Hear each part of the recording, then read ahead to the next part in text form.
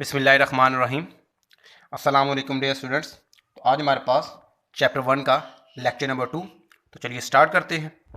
तो dear students, अब हम फिजिक्स में आ चुके हैं। अब डियर स्टूडेंट, जब हम फिजिक्स में आए तो हमारा कुछ क्वांटिटीज से पाला पड़ा, या आप ये भी कह सकते हो कि इन क्वांटिटीज को समझना हमारे लिए बहुत ज़्यादा ज़रूरी है, क्योंकि इनको समझे बिना हम फिजिक्स को स्टडी नहीं कर सकते।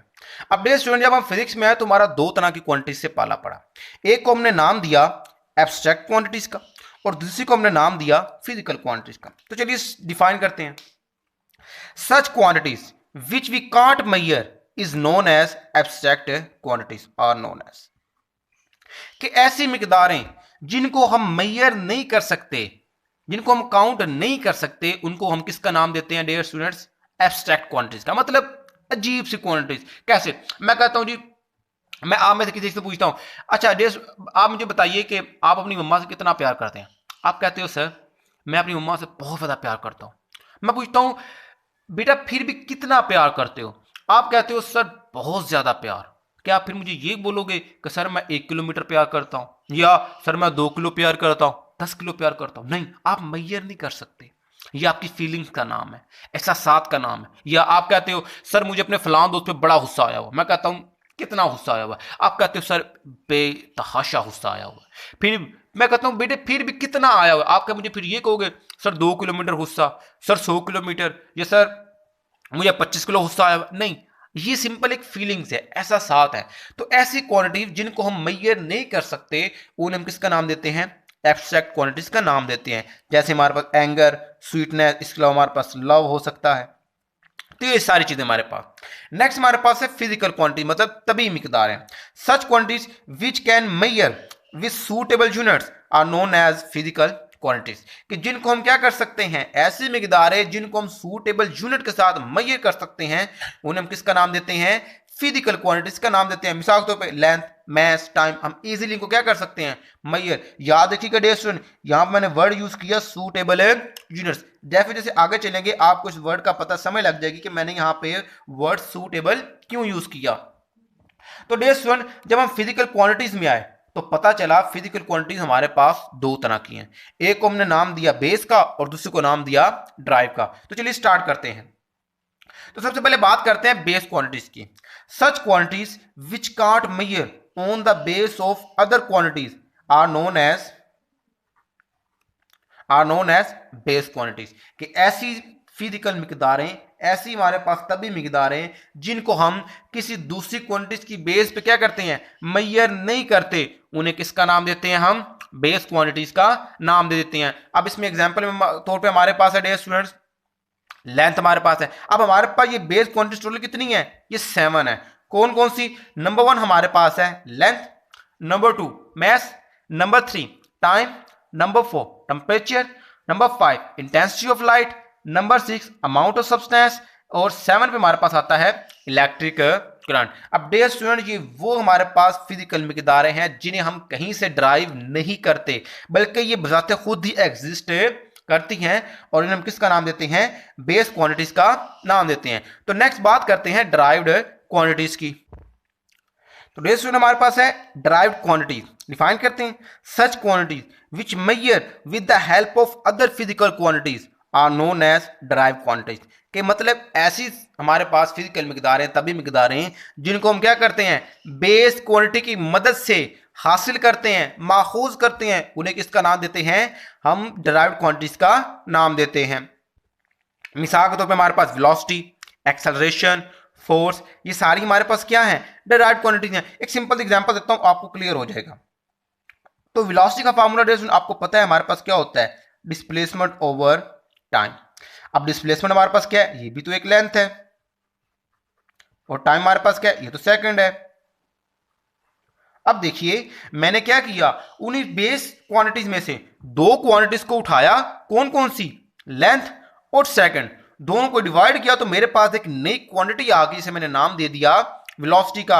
अब इसका मतलब इसे मैं लिख सकता हूं, अब लेंथ का यूनिट क्या होता है? मीटर, और टाइम का क्या होता है? सेकंड।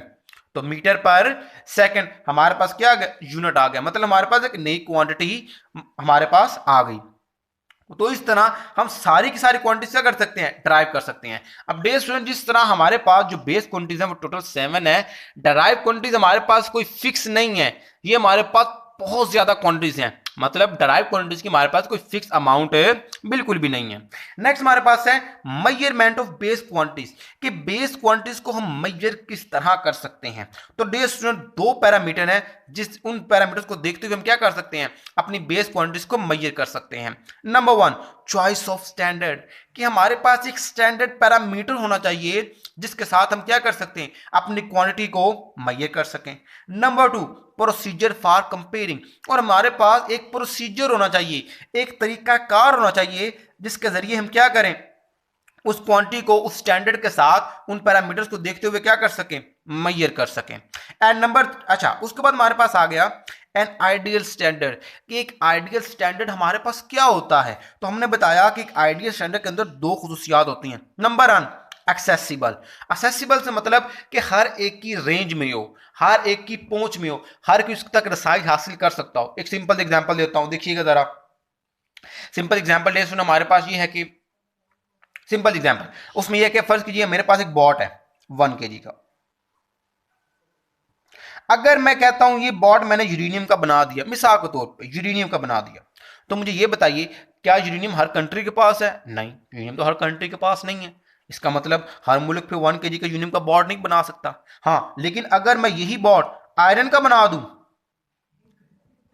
तो हाँ आयरन हर एक मुल्क के पास है, तो इसका मतलब ये हुआ हर मुल्क क्या कर सकता है, आयरन से इस बॉट को क्रिएट कर सकता है। तो इसका मतलब हमें एक ऐसा स्टैंडर्ड चाहिए जो हर एक के पास अवेलेबल हो। तो इसका मतलब आयरन यहां पे क्या है, असेसिबल है। नंबर 2, इनवेरिएबल, कि वो क्या होना चाहिए, इनवेरिएबल होना चाहिए, उसमें चेंजिंग नहीं आनी चाहिए। एक छोटी सी एग्जांपल देता हूं, मिसाल के तौर पे देखिए, अब हमारे पास ना ये हमारे पास हमारी मेरी एक फिंगर है, आपको नजर, आप सभी भी फिंगर है आपके पास। अब इस फिंगर के 3 हिस्से होते हैं। हम कहते हैं एक अडल्ट पर्सन के यहां से लेकर इस थर्ड हिस्से को हम 1 इंच का नाम देते हैं। किसका नाम देते हैं, 1 इंच का नाम देते हैं।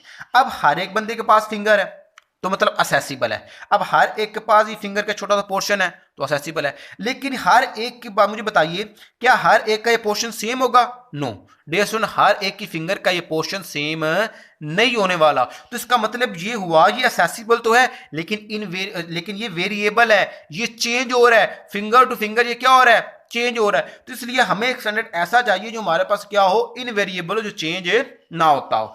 नेक्स्ट हमारे पास है what a physical quantities possess, कि फिजिकल क्वांटिटीज में क्या होना चाहिए। तो डियर स्टूडेंट, फिजिकल क्वांटिटीज को मैंने एक फार्मूले के फॉर्म में लिख दिया, इसमें 2 चीजें होनी चाहिए। Number 1, numerical value, and number 2, unit. Physical quantity is equal to numerical value multiply by unit, कि उसके पास एक न्यूमेरिकल वैल्यू और साथ में क्या हो, एक यूनिट हो, तो उसे हम किसका नाम देंगे, फिजिकल क्वांटिटी का नाम देंगे। अब यहीं से आगे हम स्केलर वेक्टर की तरफ मूव करते हैं चैप्टर 2 के अंदर, लेकिन यहां पर हम चूंकि चैप्टर 1 की बात कर रहे हैं, तो हम चैप्टर 2 में यहां से आगे की तरफ मूव करेंगे। अब इसकी छोटी सी एग्जांपल देता हूं। न्यूमेरिकल वैल्यू से मुराद कोई भी एक फिक्स वैल्यू, फर्स्ट कीजिए मैं कहता हूं डियर स्टूडेंट ये पेन है मेरे पास 5, ये 5 मैंने न्यूमेरिकल वैल्यू दे दी। अब आप कहते हो सर 5 क्या, मैं कहता हूं बेटे ये पेन मेरे पास क्या है, 5 है। आप कहते हो सर 5 क्या, अच्छा अब अगर मैं ये बोल दूं कि 5 ग्राम, आपको पता लग जाएगा सर इसकी मैथ की बात कर रहे हैं। अगर मैं बोलूं 5 सेंटीमीटर, आपको पता लग जाएगा सर इसकी लेंथ की बात कर रहे हैं। इसलिए मैंने बोला फिजिकल क्वांटिटीज के लिए 2 चीजें चाहिए, numerical value multiply by unit. अच्छा अब अगर मैं यहां पर लिखा देता 5 kg, आपने मानना था, आपने कहा सर ये कैसे हो सकता है, ये तो सूटेबल ही नहीं है। अच्छा या फिर मैं कहता 5 किलोमीटर, आप कहते सर कैसे हो सकता है ये 5 किलोमीटर, इधर क्या ये 5 किलोमीटर लंबा है, नहीं ये तो नहीं है। आप कहते सर कैसी बातें कर रहे हैं। तो मैंने जो पीछे डेफिनेशन में बताया था कि विद सूटेबल यूनिट, वो यही बात थी कि हमें किसी भी फिजिकल क्वांटिटीज को मेजर करने के साथ साथ उसके लिए एक सूटेबल यूनिट भी क्या होता है, रिक्वायर्ड होता है। जैसा कि मैंने फिजिकल क्वांटिटी की डेफिनेशन में बताया था कि हमें एक सूटेबल यूनिट रिक्वायर्ड होता है। होपफुली आपको क्लियर हो गया होगा। अच्छा दूसरी हमारे पास बात यह कि डियर स्टूडेंट यूनिट और मैग्नीट्यूड में इनवर्स लिंक होता है, मतलब न्यूमेरिकल वैल्यू और यूनिट में क्या होता है, इनवर्स लिंक। कैसे, एक छोटी सी एग्जांपल देता हूं।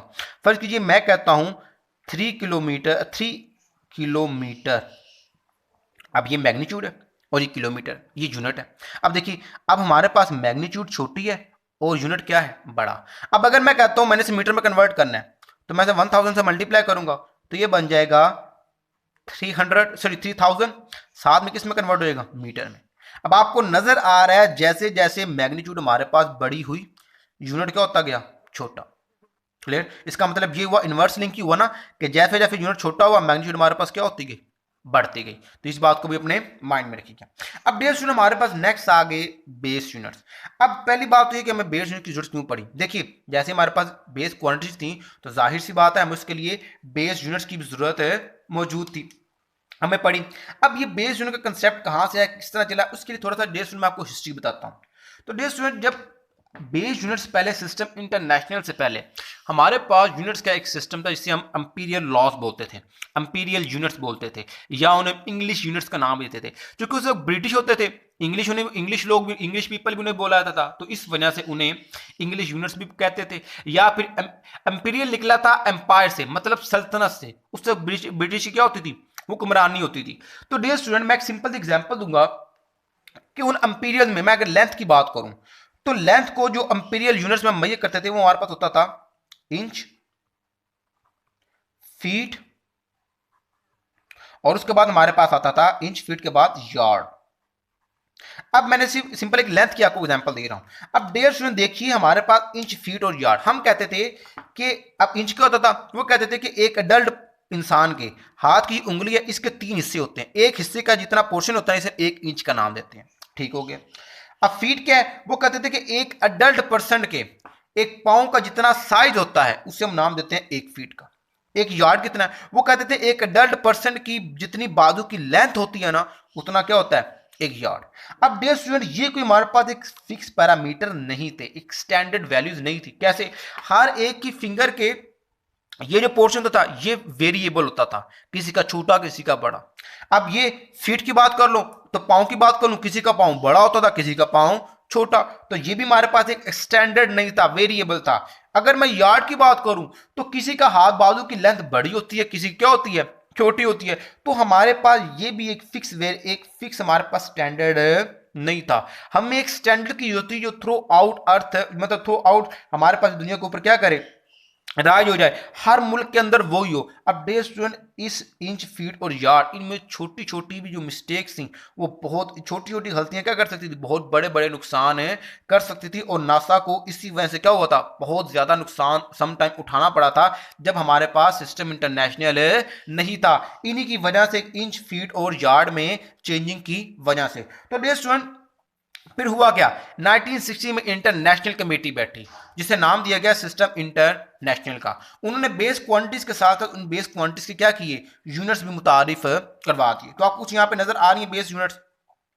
तो लेंथ का यूनिट डेढ़ उन्होंने यहां पे लिखा मीटर, मैस के लिए उन्होंने यूज किया केजी, किलोग्राम, टाइम के लिए यूज किया सेकंड, अमाउंट ऑफ सब्सटेंस के लिए यूज किया मोल, इलेक्ट्रिक करंट के लिए यूज किया एम्पेयर, एम्पेयर यहां पे साइंटिस्ट का नेम है, टेम्परेचर के लिए यूज किया केल्विन, और इंटेंसिटी ऑफ लाइट के लिए यूज किया कैंडेला। अब देखिए सर, यहाँ पे कुछ बच्चों के माइंड में क्वेश्चन आता है, वो क्वेश्चन ये आता है कि सर बाकी सबके लिए मीटर, सेकंड, मोल, एम्पेयर, केल्विन और कैंडेला, अच्छा यहाँ पे टेम्परेचर के लिए फ़ारेनहाइट भी हमारे पास होता है और सेंटीग्रेड भी होता है, लेकिन सिस्टम इंटरनेशनल के अंदर सिर्फ केल्विन को ही कंसीडर किया गया था, फ़ारेनहाइट और सेल्सियस को नहीं किया गया था। अब बच्चे कहते हैं कि सर यहाँ पे हमने ग्राम क्यों नहीं लिया, हमने केजी क्यों लिया। अब देखिए सिस्टम इंटरनेशनल ने जो बेस यूनिट ड्राइव की, जो बेस यूनिट्स बनाए, वो इस बात को मद्देनजर रखते हुए बनाए कि हर कोई इसे आसानी से मेजर कर सके। अब देखिए, लेंथ को मीटर में हम इजीली मेजर कर सकते हैं, अब मैस को हम केजीज में इजीली मेजर कर सकते हैं, टाइम के अंदर हम टाइम को सेकंड्स के अंदर कम से कम इजीली मेजर कर सकते हैं, मतलब हम मैस को कम से कम केजी में इजीली मेजर कर सकते हैं, और लेंथ को मीटर में कम से कम इजीली मेजर कर सकते हैं, अमाउंट ऑफ सब्सटेंस को मोल में इजीली मेजर कर सकते हैं। तो हमने एक आसानी भी प्रोवाइड करनी थी ताकि किसी भी चीज को जब हम मेजर करने जा रहे हो तो हमें किसी तरह की मुश्किलात का सामना ना करना पड़े। तो इन बातों को मद्देनजर रखते हुए बेस यूनिट्स को ड्राइव किया गया था। अब ये भी आपने याद करने हैं। नेक्स्ट हमारे पास फिर था डराइव्ड यूनिट्स। अब देखिए, सिंपल एग्जांपल हैं तो बहुत ज्यादा, मैं यहाँ पर चंद एक एग्जांपल बात करता हूं। तो फोर्स आ गई सबसे पहले। अब फोर्स के साथ हमारे पास टेंशन भी डिस्टेंस क्या होती है, एक फोर्स होती है। उसके अलावा हमारे पास वेट क्या होता है, वो भी हमारे पास एक फोर्स है।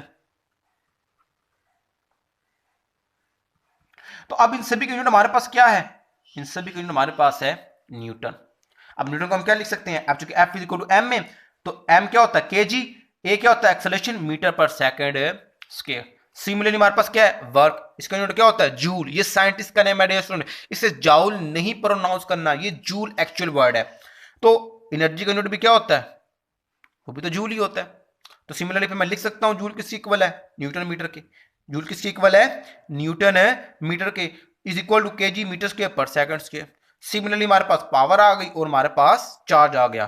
तो ये हमारे पास क्या थे, ये हमारे पास ड्राइव्ड यूनिट थे। तो ये डियर स्टूडेंट ये था हमारा आज का आर्टिकल। होपफुली आपको समझ आई होगी। तो मेरे चैनल लर्निंग पीपल को सब्सक्राइब जरूर कीजिएगा और बेल आइकन पर प्रेस कर दीजिए ताकि हर नई आने वाली वीडियो आपको मिल सके। तो डियर स्टूडेंट वीडियो को ज़्यादा से लाइक कीजिए, दोस्तों के साथ शेयर कीजिए और कमेंट सेक्शन में अपने कमेंट जरूर दीजिएगा। बहुत शुक्रिया, अल्लाह निगहबान।